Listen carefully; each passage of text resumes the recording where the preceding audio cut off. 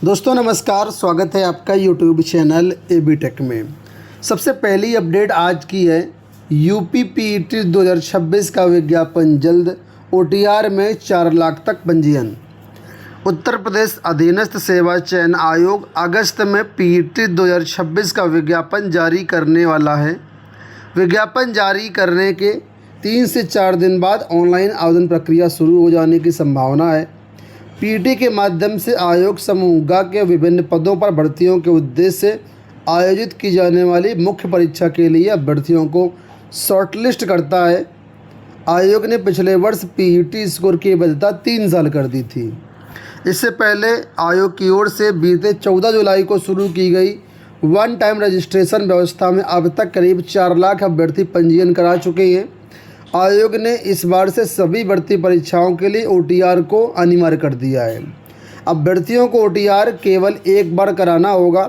इसके बाद उसी पंजीकरण संख्या के आधार पर वे आयोग की विभिन्न भर्तियों के लिए आवेदन कर सकेंगे। इसमें यह भी व्यवस्था है कि पिछले वर्ष पीईटी में शामिल हो चुके अभ्यर्थी अपनी पीईटी पंजीकरण संख्या के आधार पर ओटीआर में आवेदन कर सकते हैं। आयोग ने अब ओटीआर में गलती सुधारने का अवसर दिया है। कई अभ्यर्थियों ने आयोग से ओटीआर में दर्ज विवरण में संशोधन करने की मांग की थी। अब नई व्यवस्था की गई है जो कि अभ्यर्थी ओटीआर में दर्ज किसी भी जानकारी में बदलाव करना चाहते हैं वो पीईटी के विज्ञापन से पहले कर सकते हैं। तो पहली बात, अगर आपने ओटीआर रजिस्ट्रेशन नहीं किया है तो कर लीजिए, क्योंकि उत्तर प्रदेश में किसी भी डिपार्टमेंट की वैकेंसी हो, समूह ग की वैकेंसी है, वो यूपी से आएगी। और यूपी की किसी भर्ती में आवेदन करने के लिए सबसे पहले आपको पिट देना पड़ेगा। फ़िलहाल पिट का नोटिफिकेशन अगस्त में इसी महीने आपका जारी होने वाला है। तो ओटीआर पहले कर लीजिए। अगर आप कर चुके हैं तो कुछ गलतियां हैं तो उसको मॉडिफाई कर लीजिए। देखिए, अभी तक मॉडिफाई करने की अनुमति नहीं थी, लेकिन काफ़ी छात्रों के रिक्वेस्ट के बाद कल यूपी ने नोटिस जारी करके संशोधन के बारे में बताया है। अब क्या क्या संशोधन होगा ये समझना है आपको। यहाँ पर देखिए, नंबर 1 पे बताया गया है, यदि अभ्यर्थी ओटीआर में अंकित किसी भी विवरण को संशोधित करना चाहते हैं तो उन्हें आगामी प्रारंभिक अर्हता परीक्षा के पंजीकरण से पूर्व ओटीआर में अनिवार्य संशोधन करना पड़ेगा। यानी कि ओटीआर में आप संशोधन अभी कर लीजिए ताकि आगामी जो भी भर्तियां आएँ पेट वगैरह की, उस समय दिक्कत ना हो, नहीं तो बाद में फिर आवेदन नहीं कर पाएंगे। दूसरा पॉइंट यहाँ पर ये है कि अगर आपने पेट 2025 की पंजीकरण संख्या के आधार पर ओटीआर का फॉर्म भरा हुआ है तो अभ्यर्थियों का नाम, जन्मतिथि और मोबाइल नंबर ये नहीं बदलेगा। बाकी सारी जानकारी ओटीआर की आप बदल सकते हैं। अगर आपने फ्रेश रूप में, नए रूप में ओटीआर पंजीकरण कराया है तो मोबाइल नंबर आपका अपरिवर्तनीय रहेगा। मोबाइल नंबर को छोड़कर बाकी सारी जानकारी आप चेंज कर सकते हैं। तो कुछ रूल्स बनाए गए हैं। आप यूपी की वेबसाइट पर जा कर के अपना यहाँ पर सारी चीज़ें चेक कर सकते हैं और मॉडिफिकेशन कर सकते हैं। अगली देखिए अपडेट है कि एपीओ भर्ती में आरक्षण व्यवस्था को चुनौती देने वाली याचिका खारिज है। इलाहाबाद हाईकोर्ट ने सहायक अभियोजन अधिकारी एपीओ भर्ती में लागू आरक्षण व्यवस्था को चुनौती देने वाली याचिका खारिज कर दी है। न्यायमूर्ति अरिंदम सिन्हा और न्यायमूर्ति सत्यवीर सिंह की खंडपीठ ने कहा कि याचिकाकर्ता संविधान संशोधन और सर्वोच्च न्यायालय के पूर्व नियमों के आलोक में संबंधित प्रावधानों को असंवैधानिक साबित करने में सफल नहीं हुए, इसलिए अदालत हस्तक्षेप नहीं करेगी। तो एपीओ भर्ती का मामला है, ये याचिका फिलहाल खारिज हो गई है। अगली वैकेंसी है रेलवे ग्रुप डी की। शारीरिक दक्षता परीक्षा में 60% सफल।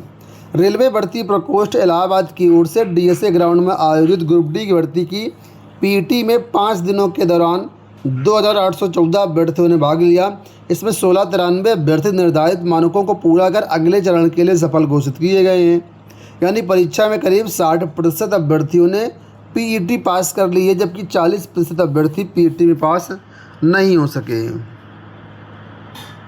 अब देखिए, शिक्षा सेवा चयन आयोग से नई प्रधानाचार्य भर्ती के बारे में बताया गया है कि प्रधानाचार्य के 2647 पद रिक्त, अर्हता अभी तक तय नहीं।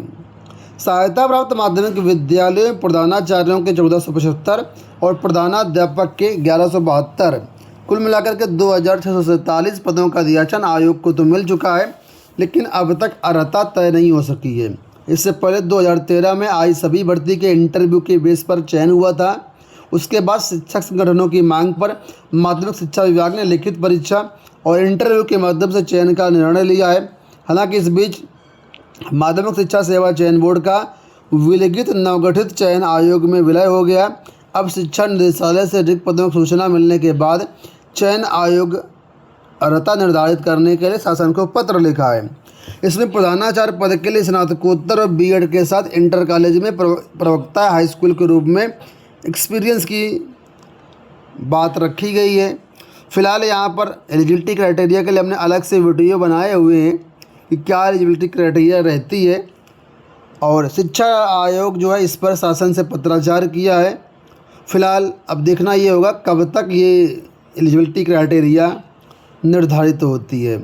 आपको बता दें, अगर पुरानी एलिजिबिलिटी क्राइटेरिया के माध्यम से नोटिफिकेशन आता है तो कहीं कोई समस्या नहीं है, लेकिन अगर एलिजिबिलिटी क्राइटेरिया चेंज होती है तो इस भर्ती में अभी समय लगेगा। तो निदेशालय की तरफ से भी इस पर स्पष्टीकरण दिया गया है। हालांकि अभी एलिजिबिलिटी क्राइटेरिया पर फाइनल मुहर जो है नहीं लग पाई है। अगली अपडेट यहाँ पर डीएलएड रिजल्ट को लेकर के। डीएलएड 2023 के चतुर्थ सेमेस्टर में आधे हुए फेल। परीक्षा नियामक प्राधिकारी कार्यालय ने डीएलएड 2018 से 2024 बैच के दूसरे और चौथे सेमेस्टर का परीक्षा का जो रिजल्ट है जारी कर दिया कल।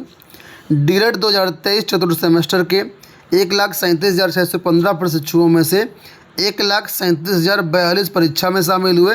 इसमें 62,258 अभ्यर्थी, लगभग 45-46% अभ्यर्थी ही पास हो पाए हैं। तो जो भी अभ्यर्थी हैं अपना रिजल्ट देख लें आयोग की वेबसाइट से। डीएलएड 2024 द्वितीय सेमेस्टर में 64,559 फेल हैं, और इस तरीके से रिजल्ट कल डिक्लेयर कर दिया गया। 50% से ज़्यादा फेल हैं। सिपाही भर्ती परीक्षा में 76,184 अभ्यर्थी सफल, नतीजे जारी। सिपाही भर्ती परीक्षा 2023 के 32,679 पदों के लिखित परीक्षा का परिणाम जारी किया गया है। पुलिस भर्ती बोर्ड के मुताबिक 8, 9, 10 जून को यह परीक्षा 6 पालियों में कराई गई थी। इसके लिए जो न्यूनतम कट ऑफ है उसके आधार पर अभ्यर्थियों को क्वालिफाई किया गया है। 2.33 गुना कुल 76,000 अभ्यर्थियों को अभिलेखों की जांच के लिए क्वालिफाई किया गया है। जो भी अभ्यर्थी हैं अपना रिजल्ट देख सकते हैं। आगे की परीक्षा आपकी 17 अगस्त से शुरू होने वाली है। यहाँ देखिए अपडेट है, 2 साल से जीएनएम डी फार्मा में प्रवेश परीक्षा नहीं। प्रदेश में आयुर्वेदिक तथा यूनानी तिब्बती चिकित्सक पद्धति बोर्ड से जुड़े पैरा मेडिकल कॉलेजों का इन दिनों बुरा हाल है। यहाँ पढ़ रहे करीब 40,000 से अधिक छात्र छात्राओं का भविष्य अधर में है। ये छात्र छात्रा डी फार्मा और जीएनएम पाठ्यक्रमों के हैं। दरअसल बीते 2 सालों से इन पाठ्यक्रमों में केवल दाखिले ही हो रहे हैं, विभाग परीक्षा करा ही नहीं पा रहा है। ऐसे में हज़ारों छात्र छात्राओं ना तो अगली कक्षा में जा पा रहे हैं और ना ही उन्हें छात्रवृत्ति मिल पा रही है। नाराज छात्रों और कॉलेज प्रबंधकों ने विरोध शुरू कर दिया है। जीएनएम और डी फार्मा के पाठ्यक्रमों में प्रवेश लेने वाले छात्र छात्रा परेशान हैं। अंत में एक महत्वपूर्ण अपडेट है, प्रधानाचार्य भर्ती 2013 को लेकर के याचिका लगी थी, जिसमें प्रधानाचार्य 2013 भर्ती में जो अभ्यर्थी ज्वाइन नहीं कर पाए थे उनकी ज्वाइनिंग अटक गई थी। फिलहाल इस याचिका का फाइनल आदेश कल जारी हो चुका है। यहाँ पर डेट देखिए, 31 जुलाई को केस डिस्पोज हो गया है। ठीक है, और अलाउड कर दिया गया है जो छात्र हैं उनको, जो प्रधानाचार्य भर्ती के लिए याचिका डाले थे। तो कुल मिलाकर के जो रोक थी वो हटा दी गई है। अब प्रधानाचार्य भर्ती 2013 में जो भी अभ्यर्थी ज्वाइन नहीं कर पाए थे आराम से ज्वाइन कर सकते हैं। दोस्तों ये हो गई आज की सारी सूचनाएं। इस वीडियो में इतना ही। धन्यवाद, नमस्कार।